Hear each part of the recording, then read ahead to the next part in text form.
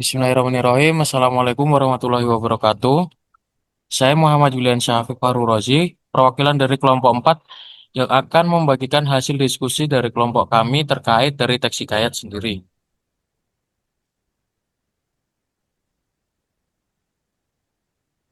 Tujuan dari mempelajari teks hikayat yang pertama adalah menjelaskan pengertian hikayat dengan percaya. Yang kedua, mengidentifikasi minimal 4 karakteristik hikayat berdasarkan teks yang dibaca. Yang ketiga, menemukan unsur-unsur intrinsik, khususnya tokoh, latar, dan alur terkait dari kutipan hikayat.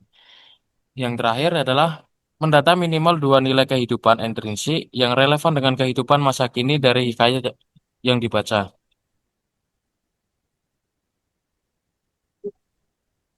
Teks hikayat sendiri memiliki pengertian, yaitu adalah sebuah karya sastra lama berbentuk prosa yang berisi kisah, cerita, atau dongeng tentang tokoh-tokoh istana, raja, bangsawan, maupun pahlawan, dengan berbagai peristiwa yang sering kali dilengkapi unsur keajaiban, kesaktian, dan hal yang di luar nalar.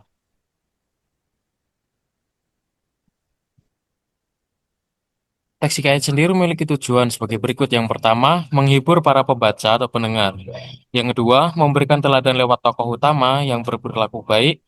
Yang terakhir, mewariskan nilai moral, agama, budaya, dan kepada generasi berikutnya.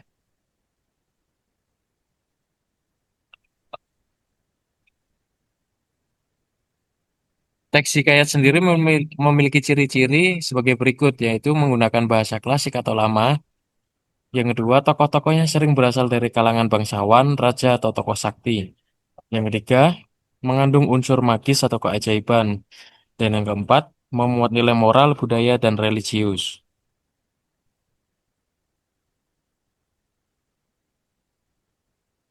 Struktur yang terdapat dalam teks hikayat yang pertama itu adalah abstrak, mencakup dari ringkasan isi cerita. Yang kedua, orientasi, merupakan pengenalan tokoh, latar, dan waktu. Yang ketiga itu adalah komplikasi, merupakan dari masalah atau konflik yang terjadi. Yang keempat itu adalah resolusi, merupakan inti dari pemecahan masalah. Yang terakhir adalah koda, yaitu pesan atau nilai moral dari teks hikayat tersebut.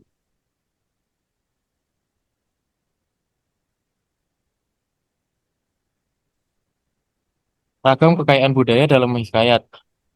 Ragam kekayaan budaya dalam hikayat tampak dalam bahasa klasik yang digunakan, gambaran adat, dan tradisi masyarakat, kehidupan sosial istana, nilai keagamaan, serta seni seperti pakaian, tari, dan musik yang mencerminkan identitas bangsa.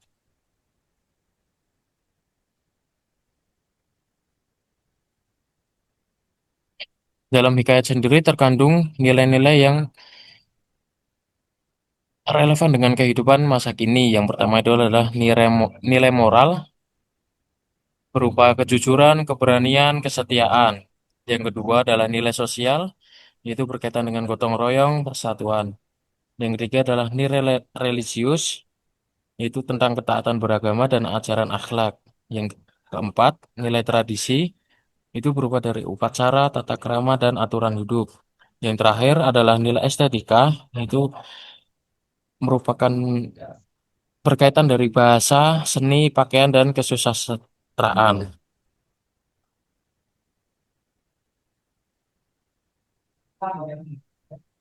Dalam membaca teks hikayat sendiri memiliki langkah-langkah sebagai berikut. Yang pertama, membaca teks dengan cermat. Yang kedua, mengidentifikasi tokoh, latar, dan alur.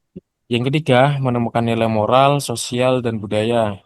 Yang keempat, menyimpulkan isi dan pesan dari teks hikayat. Hikayat Malim Deman merupakan hikayat yang berasal dari sastra Melayu klasik dan memiliki fungsi keindahan yang dominan sebagai cerita pelipur lara. Hikayat Malim Deman tersebar di seluruh kawasan Nusantara dan hidup dalam kesusastraan Melayu sampai saat ini. Hiduplah seorang pemuda yatim piatu pada zaman dahulu kala. Malim Deman namanya. Dia pemuda yang sangat rajin, giat bekerja, dan baik budinya. Setiap hari ia mengerjakan sawah dan ladang milik ibunya yang berada di pinggir hutan. Di sekitar sawah milik ibu Malim Deman tinggal seorang janda tua, Mende Rupiah namanya. Malim Deman sangat akrab dengan janda tua itu. Bahkan Mende Rubiah telah menganggapnya sebagai anaknya sendiri. Pada suatu hari, Malim Deman kembali menjaga tanaman padinya. Dia hanya seorang diri tengah sawah. Dia merasa sangat haus. Malim Deman segera ke pondok Mende Rubiah untuk meminta air minum. Belum juga sampai, Malim Deman mendengar suara beberapa perempuan di belakang pondok Mende Rubiah.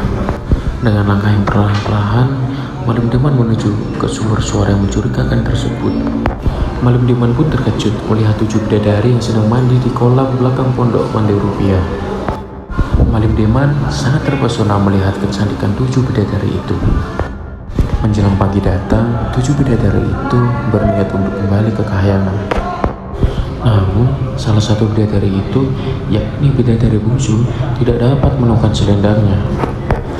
Namun, karena matahari segera terbit, 6 bidadari yang sudah menemukan selendangnya terpaksa meninggalkan adik bungsu mereka.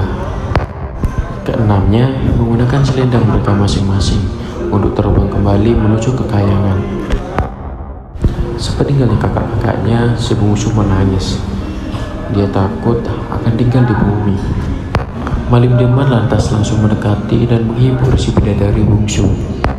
Malim Deman kemudian mengajak sang bidadari bungsu ke rumah Mandi Rupiah. Dengan senang hati, Mandi Rupiah menerima sang bidadari bungsu dan mengangkatnya sebagai anak angkatnya. Sejak saat itu, Malim Deman kian rajin berkunjung ke rumah Mandi Rupiah untuk menemui bidadari bungsu. Malim Deman dan bidadari bungsu nampaknya saling jatuh cinta. Tak lama setelah itu, mereka langsung menikah dan dikaruniai seorang anak laki-laki. Berjalannya waktu, Malim Deman sering melakukan kebiasaan yang buruk. Hal itu membuat putri bungsu sangat bersedih melihat kebiasaan buruk yang sudah dilakukan oleh sang suami. Ia terkadang menangis sendiri meratapi nasibnya.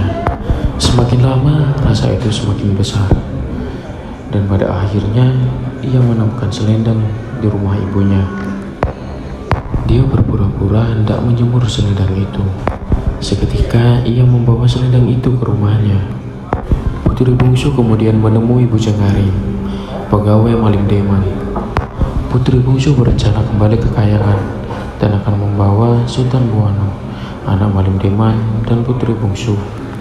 Malim Deman panik dan harus kehilangan keluarga kecintaannya dengan penuh penyesalannya.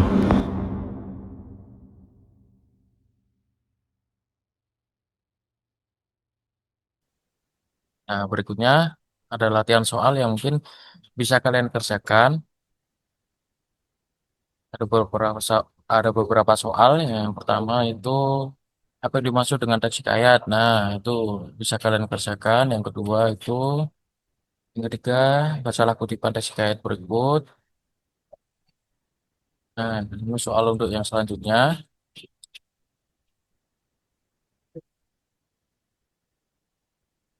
Ini soal yang selanjutnya juga. Oke, nampaknya cuma sampai 10 soal ya, teman-teman. Nah, yang terakhir ini adalah referensi.